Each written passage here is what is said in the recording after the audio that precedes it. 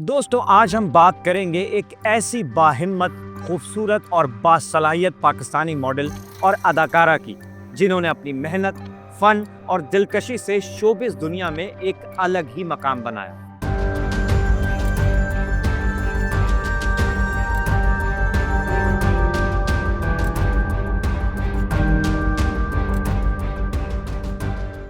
حمیرہ اصغر، جنہیں آپ نے ٹی وی فیشن شوز اور یہاں تک کہ تماشا جیسے ریئلٹی شو میں دیکھا، وہی حمیرہ جن کی زندگی اس قدر چمکتی دھمکتی تھی لیکن جن کی موت انتہائی پراسرار، افسوسناک اور تنہا انداز میں ہوئی۔ وہ زندگی جو لاکھوں کے سامنے تھی، اس کا آخری باب بند دروازوں کے پیچھے خاموشی سے ختم ہو گیا۔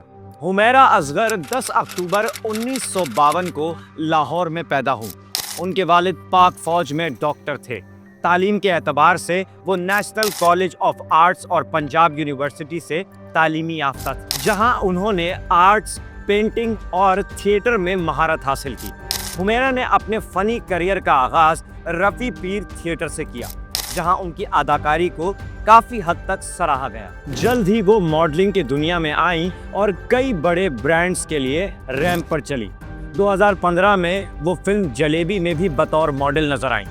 وقت کے ساتھ ساتھ وہ ڈرامہ انڈسٹری میں بھی قدم رکھ چکی تھی اور بے نام، چل دل میرے اور گرو جیسے ڈراموں میں اہم کردار ادا کیا۔ ان کی شخصیت میں ایک ایسی کشش تھی جو اسکرین کے باہر بھی محسوس کی جا سکتی تھی۔ انسٹاگرام پر ان کے فالوورز کی تعداد 7 لاکھ سے زیادہ ہو چکی تھی۔ دوستو، جہاں وہ اپنی زندگی، فیشن اور سماجی پہلوؤں پر بات کرتی تھیں، ان کی تصویریں، انداز اور نظریات لوگوں میں کافی مقبول تھے۔ 2023 میں انہیں بیسٹ ایمرجنگ ٹیلنٹ کا نیشنل وومن لیڈرشپ ایوارڈ بھی ملا، جو ان کے عروج کا ثبوت تھا۔ پھر 2022 آیا اور وہ ARY ڈیجیٹل کے ریالٹی شو تماشا کی کنٹسٹنٹ بنی۔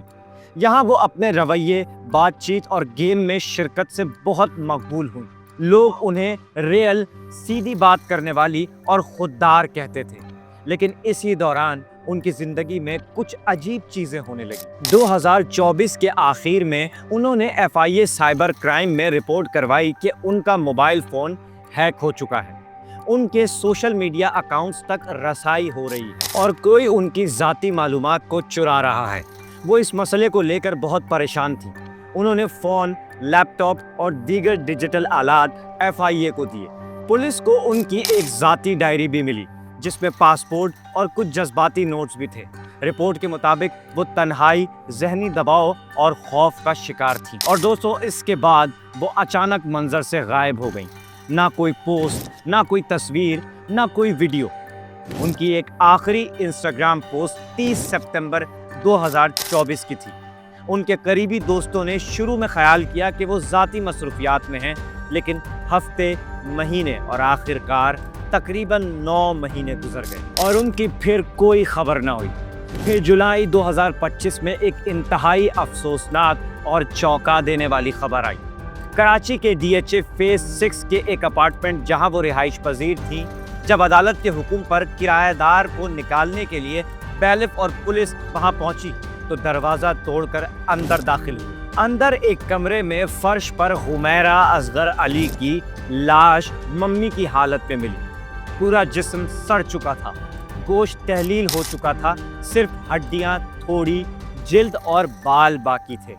ابتدائی پوسٹ مارٹم رپورٹ کے مطابق ان کی موت 8 سے 10 مہینے قبل ہوئی تھی۔ دماغی رطوبت بھی ختم ہو چکی تھی اور انگلیاں تک گل سڑ گئی تھیں۔ جسم کی شناخت مشکل تھی، لیکن نادرہ کی تصدیق، چہرے کی ساخت اور فنگر پرنٹس کی مدد سے یہ طے ہوا کہ وہ حمیرہ اصغر علی ہی تھی۔ پولیس نے گھر کی تلاشی لی۔ 3 موبائل، 1 ٹیبلٹ، 1 لیپ ٹاپ، 1 ڈائری اور چند بینک کارڈز ملے۔ ڈیجیٹل ڈیٹا سے معلوم ہوا کہ ان کے فون کی آخری لوکیشن اکتوبر 2025 میں سامنے آئی تھی۔ آخری کال ایک ٹیکسی ڈرائیور کو کی گئی تھی۔ کوئی مزاحمت یا تشدد کے آثار نہ تھے۔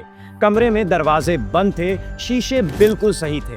اندر کھانے پینے کی اشیاء بھی موجود تھیں، لیکن وہ ساری کی ساری ایکسپائر تھیں۔ شروع میں پولیس کو لگا کہ یہ خودکشی بھی ہو سکتی ہے یا قدرتی موت، لیکن ان کے موبائل فون کے ڈیٹا نے کہانی کو ایک نیا موڑ دیا۔ دوستوں، ان کے موبائل ڈیٹا سے معلوم ہوا کہ کہ انہوں نے مرنے سے کچھ وقت پہلے اپنے کچھ قریبی دوستوں کو میسیجز کیے اور اس میسیج میں لکھا تھا، ہیلو، کیا میں تم سے بات کر سکتی ہوں؟ اور یہاں تک پولیس نے کہا ہے کہ ان کے بھائی بھی اس میں شامل تھے جنہوں نے ان کو میسیج کیا تھا، لیکن کسی نے ان کی بات کا رپلائی نہیں کیا۔ چند افراد کو پولیس نے تفتیش کے لیے بلایا، 2 افراد کے ابتدائی بیانات ریکارڈ کیے گئے اور مزید 2 کو نوٹس جاری کیے گئے۔ کہا یہ جا رہا ہے کہ کچھ میسیجز ایسے بھی ملے ہیں جن میں کسی نے ان کو ڈرایا دھمکایا ہے، اور یہ بھی سننے میں آیا ہے کہ وہ کسی دباؤ یا بلیک میلنگ کا شکار تھے۔ سوشل میڈیا پر بھی کچھ کلپس وائرل ہوئے ہیں جن میں وہ یہ کہتی پائی گئی ہیں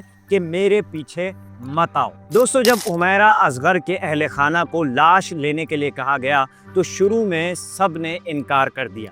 بعد میں ان کے بھائی نے کراچی آ کر لاش کو لاہور منتقل کیا اور 11 جولائی 2025 کو ماڈل ٹاؤن لاہور میں سپرد خاک کیا۔ یہ واقعہ صرف ایک موت کی خبر نہیں بلکہ ایک چیخ ہے اس سماج کی جس میں ہم جیتے ہیں۔ ایک عورت جو لاکھوں لوگوں کے لیے آن اسکرین زندہ تھی، وہ آف اسکرین 9 مہینے تک مردہ پڑی رہی اور کسی کو خبر تک نہ ہوئی۔